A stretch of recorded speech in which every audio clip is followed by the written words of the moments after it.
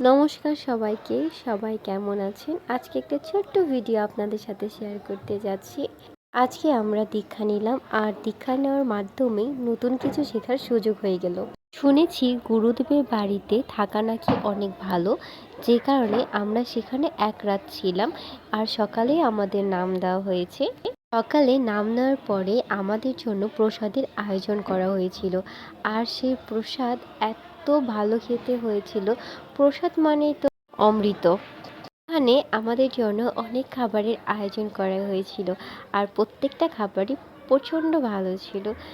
প্রথমে আমাদের কলার মোচা, শাক ভাজি, আলু দিয়ে করলা ভাজি, সবজি দিয়েছিল।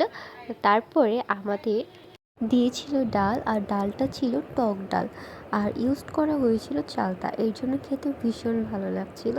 আর আমি একটু লেবু মিক্সড করেও খাচ্ছিলাম, তো আরও ভালো লাগছিল। আর শেষে ছিল দুধ, কলা, আম।